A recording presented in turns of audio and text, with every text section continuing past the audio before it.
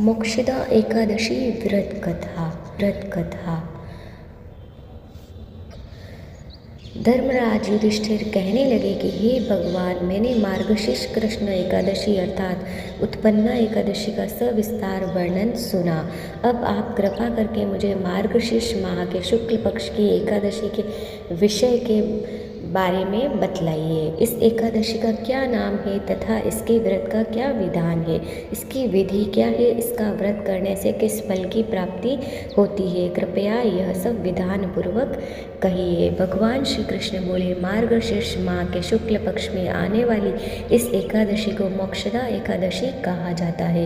यह व्रत मोक्ष देने वाला तथा चिंतामणि के समान सब कामनाएं पूर्ण करने वाला है, जिससे आप अपने पूर्वजों के दुखों को खत्म कर सकते हैं। इसका महात्म्य मैं तुमसे कहता हूँ, ध्यान पूर्वक सुनो। गोकुल नाम के नगर में वैखानस नामक राजा राज्य करता था। उसके राज्य में चारों वेदों के ज्ञाता ब्राह्मण रहते थे। वह राजा अपनी प्रजा का पुत्रवत पालन करता था। एक बार रात्रि में राजा ने एक स्वप्न देखा कि उसके पिता नरक में है। उसे बड़ा आश्चर्य हुआ। प्रातः वह विद्वान ब्राह्मणों के पास गया और अपना स्वप्न सुनाया। कहा, मैंने अपने पिता को नरक में कष्ट उठाते देखा है। उन्होंने मुझसे कहा कि हे पुत्र, मैं नरक में पड़ा हूँ, यहाँ से तुम मुझे मुक्त कराओ। जब से मैंने ये वचन सुने हैं तब से मैं बहुत बेचैन हूँ। चित्त में बड़ी अशांति हो रही है। मुझे इस राज्य, धन, पुत्र, स्त्री, हाथी, घोड़े आदि में कुछ भी सुख प्रतीत नहीं होता। क्या करूँ? राजा ने कहा, हे ब्राह्मण देवताओं, इस दुख के कारण मेरा सारा शरीर जल रहा है। अब आप कृपा करके कोई तप, दान, व्रत आदि ऐसा उपाय बताइए जिससे मेरे पिता को मुक्ति मिल जाए। उस पुत्र का जीवन व्यर्थ है जो अपने माता पिता का उद्धार न कर सके। एक उत्तम पुत्र जो अपने माता पिता तथा पूर्वजों का उद्धार करता है, वह 1000 मूर्ख पुत्रों से अच्छा है। जैसे एक चंद्रमा सारे जगत में प्रकाश कर देता है परंतु हजारों तारे नहीं कर सकते। ब्राह्मणों ने कहा, हे राजन, यहाँ पास ही भूत, भविष्य, वर्तमान के ज्ञाता पर्वत ऋषि का आश्रम है। आपकी समस्या का हल वे जरूर करेंगे।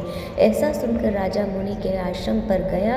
उस आश्रम में अनेक शांत चित्त योगी और मुनि तपस्या कर रहे थे।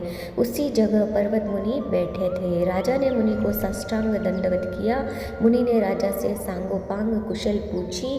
राजा ने कहा कि महाराज, आपकी कृपा से मेरे राज्य में सब कुशल है, लेकिन अकस्मात मेरे चित्त में अत्यंत शांति होने लगी है। ऐसा सुनकर पर्वत मुनि ने आंखें बंद की और भूत विचारने लगे। फिर बोले, हे राजन, मैंने योग के बल से तुम्हारे पिता के कुकर्मों को जान लिया है। उन्होंने पूर्व जन्म में कामातुर होकर एक पत्नी को रति दी, किंतु सौत की कहने पर दूसरे पत्नी को ऋतुदान मांगने पर भी नहीं दिया। उसी पाप कर्म के कारण तुम्हारे पिता को नरक में जाना पड़ा। तब राजा ने कहा, इसका कोई उपाय बताइए। मुनि बोले, हे राजन, आप मार्गशीर्ष एकादशी का उपवास करें और उस उपवास के पुण्य को अपने पिता को संकल्प कर दें। इसके प्रभाव से आपके पिता की अवश्य नरक से मुक्ति होगी। मुनि के ये वचन सुनकर राजा महल में आया और मुनि के कहने अनुसार कुटुंब सहित मोक्षदा एकादशी का व्रत किया। इसके उपवास का पुण्य उसने पिता को अर्पण कर दिया।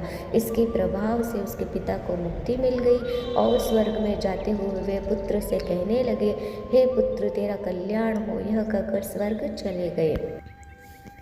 मार्गशीर्ष मास की शुक्ल पक्ष की मोक्षदा एकादशी का जो व्रत करते हैं उनके समस्त पाप नष्ट हो जाते हैं।